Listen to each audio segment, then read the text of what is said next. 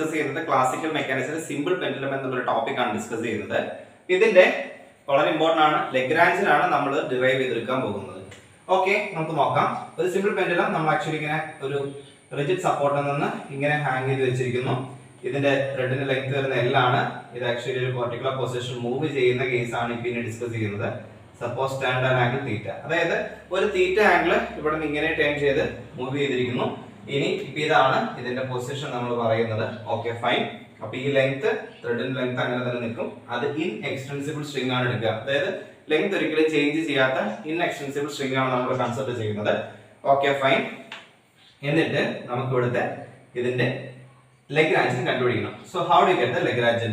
ലെഗ്രാഞ്ചിൻ is equal to T minus V എന്നാണ് പറയാം. Lagrange എന്ന് പറഞ്ഞു കഴിഞ്ഞാൽ the difference between kinetic energy and potential energy. ഇതാണ് ലെഗ്രാഞ്ചിന്റെ ഡെഫിനിഷൻ വരുന്നത്. ഇനി നമുക്ക് അതിൽ ആദ്യത്തെ കണ്ടീഷൻ ആയിട്ടുള്ള കൈനറ്റിക് എനർജി കണ്ടുപിടിക്കാം. കൈനറ്റിക് എനർജി കണ്ടുപിടിക്കുന്ന സമയത്ത് T is equal to half mv² എന്നുള്ള ഇക്വേഷൻ ആണ് നമ്മൾ ഉപയോഗിക്കുന്നത്. പക്ഷേ ഇവിടെ ക്ലാസിക്കൽ മെക്കാനിക്സിൽ നമ്മൾ ആ മോഷൻ ഡിസ്ക്രൈബ് ചെയ്യാൻ വേണ്ടി യൂസ് ചെയ്യുന്ന ജനറലൈസ്ഡ് കോർഡിനേറ്റ് കൂടി ഇവിടെ നമ്മൾ ഇൻട്രൊഡ്യൂസ് ചെയ്യേണ്ടതുണ്ട്.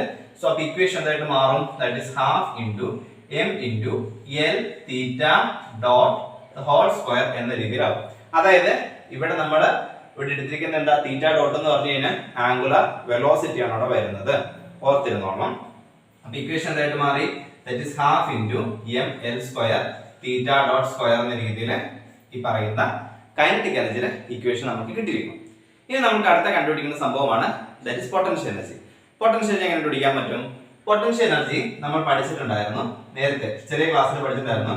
Potential energy which is equal to mgh എന്ന രീതിയിൽ നമ്മൾ എടുക്കേണ്ടി വരും. അതെ, ഈ പൊട്ടൻഷ്യൽ എനർജി തന്നെയാണ് ഇവിടെ എടുക്കുന്നത്. പക്ഷെ ഡിനോട്ട് ചെയ്യുന്ന ലെറ്റർ ദാറ്റ് ഈസ് V എന്നാണ് എടുക്കുന്നത്. V is equal to mgh എന്ന് എടുക്കും. ഓക്കെ, ഇനി നമ്മൾ നോക്കേണ്ട കാര്യം എന്താണ്, ഇവിടത്തെ G കിട്ടാൻ വലിയ ബുദ്ധിമുട്ടില്ല. കാരണം അത് ഗ്രാവിറ്റേഷന്റെ ആക്സലറേഷൻ ഗ്രാവിറ്റിയാണ്. അപ്പൊ നമ്മൾക്ക് അത് കിട്ടും. പിന്നെ m എന്ന് പറഞ്ഞാൽ നമ്മളിവിടെ കൺസിഡർ ചെയ്യുന്ന ആ ബോബിന്റെ മാസ് ആണ്, അത് നമ്മുടെ കയ്യിലുണ്ട്. പിന്നെ എന്ത് നമ്മുടെ ഇല്ല?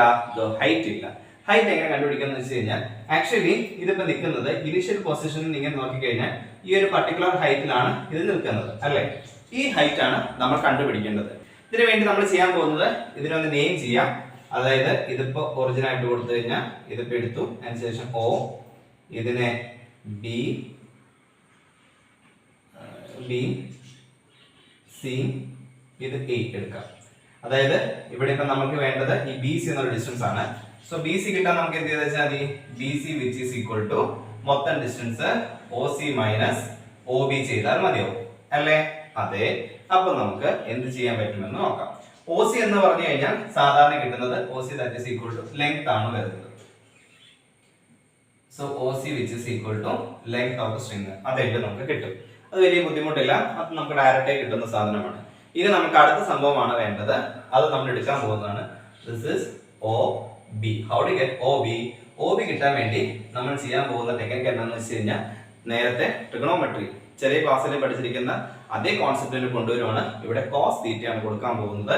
So cos θ which is equal to, you will get cos θ which is equal to adjacent side by hypotenuse കിട്ടും.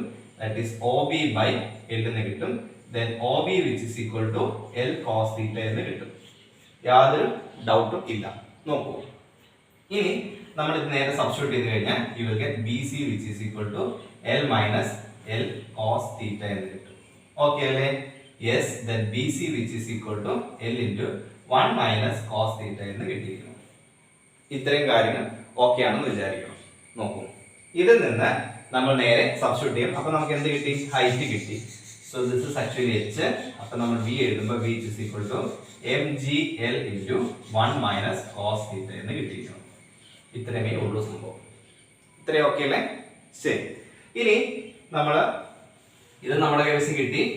അപ്പോ കൈനറ്റിക് എനർജി കിട്ടി, പൊട്ടൻഷ്യൽ എനർജി കിട്ടി. ഇത് നമുക്ക് ലെഗ്രാഞ്ചിൽ എഴുതാം. ലെഗ്രാഞ്ച് എന്ന് പറഞ്ഞാൽ എങ്ങനെയാണ് നമ്മൾ പഠിച്ചത്? L is equal to T minus V ആണ്.